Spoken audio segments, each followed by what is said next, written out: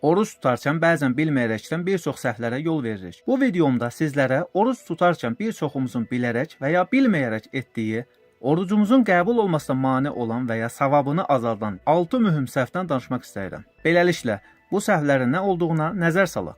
Videomuza keçməzdən öncə kanala abunə olmağı unutmayın. Sizin dəstəyiniz bizim üçün önəmlidir. 1. Sahura qalxmadan oruç tutmaq. Ramazan ayında çoxumuzun etdiyi ən böyük səhvlərdən biri bütün günü bir yeməklə keçirməkdir. İftarda çox yemək və sahura qalxmadan yenidən oruç tutmaq dinimizə və sağlamlığımıza uyğun deyil. Sahurun fəziləti və dəyəri haqqında dində buyurulur. İftarda sahura qalxmayanlar çox yemək yedikdə, mədə bu qidaları həzm etməkdə çətinlik çəkir və bədənimiz tək yeməklə qidalandıqda bəzi sağlamlıq problemləri yarana bilir. 2. Sahurda azan oxunub bitənə qədər yeməyə davam etmək. Təqvimlərdə göstərilən imsak orucun başlama vaxtıdır. İmsak vaxtı həm də gecənin sona çatdığı, yatsı namazının vaxtının çıxdığı və sübh namazının vaxtının başladığı andır. İmsak vaxtının əvvəlində də azan oxunur.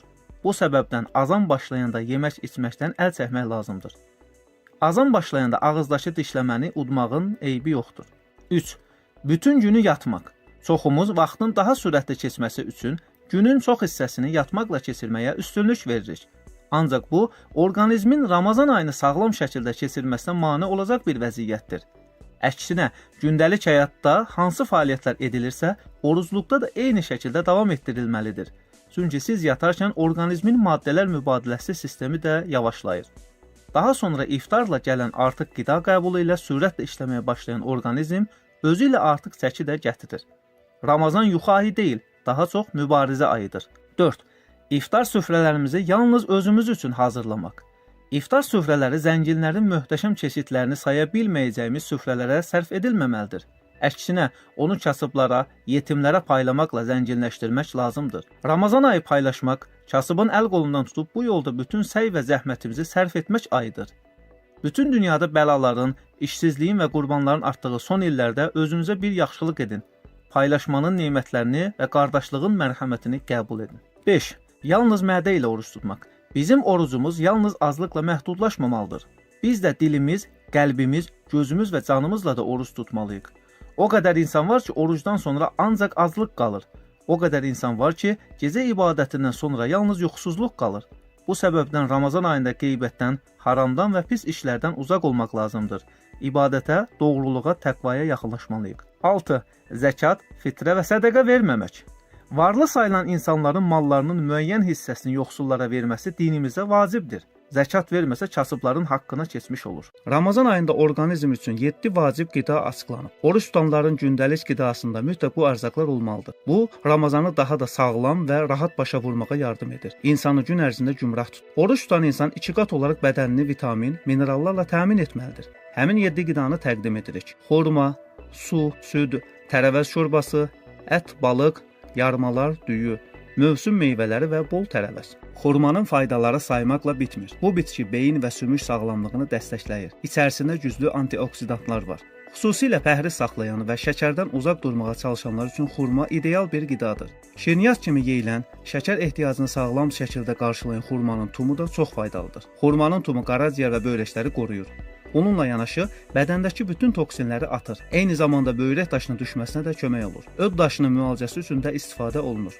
Şəkərli diabet xəstələri, yüksək təzyiq müxtəlif metabolik sindromu olan insanlar oruç tuta bilməz. Bu sözləri professor Adil Qeybulla deyib. Həkim Ramazan ayı ilə bağlı vacib tövsiyələr verib. İmsak və iftar vaxtlarında qida tədricən qəbul edilməlidir. İlk olaraq maye ilə başlanmalıdır. Adətən yarım stəkan isti su və xurma istifadə olunur. Gün ərzində az qalmış mədəyə ilıq şəkildə az-az qida qəbul etmək lazımdır. Mədəni qıcıqlandırmayan, duz və istioksuz qidaları qəbul etmək gərəkdir. Orucluq dövründə qida qəbulunun intensivliyini aşağı salmaq yaxşı olar. Orqanizmdə yaranan ekstremal vəziyyət depolaşmış piylərin mobilizasiyasına imkan verir. Bu da orqanizmin sağlamlıq göstəricilərinə kömək edir. İftar vaxtına qəbul olunan qidalardan bəzi insanlar sui-istifadə edilir. Bu da həm ümumi sağlamlığa, həm də mədə-bağırsaq sisteminə neqativ təsir göstərir. Oruc ibadəti zamanı riskli qruplardan biri də şəkərli diabet olan insanlardır. Şəkərli diabet xəstələri, müxtəlif metabolik sindrom olan insanlar oruc tuta bilmir. Əgər oruç tutmaq şəxsin səhhətinə ziyan vermirsə və sağlamlıq baxımından da ciddi bir problem yoxdursa, o zaman oruç tuta bilər. Oruç tutmaq siqareti, alkoqolizmi buraxmaq, bu kimi zərərli vərdişlərdən uzaqlaşmaq üçün də bir fürsət ola bilər. Pəhriz rejiminə əməl etməmək, sahuru unutmaq, iftarı gecikdirmək, yaxud iftarda artıq qida qəbul etmək, az su içmək, qan şəkərini təqib etməmək, dərman qəbulunu öz bildiyi kimi tənzimləmək və s. Ramazan ayı boyunca ən çox buraxılan xətalardandır. Oruç tutmaq qanda şəkər səviyyəsini aşağı salır. Həmçinin Alzheimer və Parkinson kimi nevroloji xəstəliklərin yaranması riskini azaldır. Araşdırmalar nəticəsi məlum olub ki, oruç tutmaq idrak funksiyalarını və beyin strukturlarını yaxşılaşdırır. Beləliklə, oruç tutan insanlar daha gec yaşlanır. Həmçinin xaricində həzm sistemimiz zərərli bakteriyalardan təmizlənir. Bir neçə gün oruç tutduqdan sonra mədə normal ölçü qədər kisilir və zaman keçdikdə azlıq hissi azalır.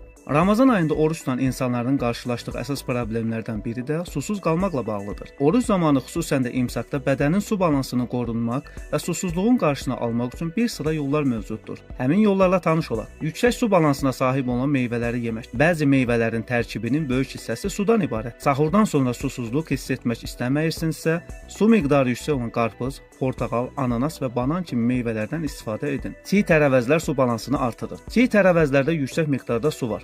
Sahur zamanı çiğ tərəvəz və göyərtidən ibarət salat bədəninizin susuz qalmasının qarşısını alacaq. Süd məhsulları susuzluğa kömək edəcək. Ayran, qatıq, kefir kimi süd məhsulları orqanizmin su ehtiyacını ödəyir. Bu məhsulların kalorisi azdır, lakin uzun müddət toxluq hissi verir. Mineral su Ramazanda oruç tutanların köməyinə gələcək. Mineral su həm susuzluğun qarşısını alır, həm də həzmi asanlaşdırır.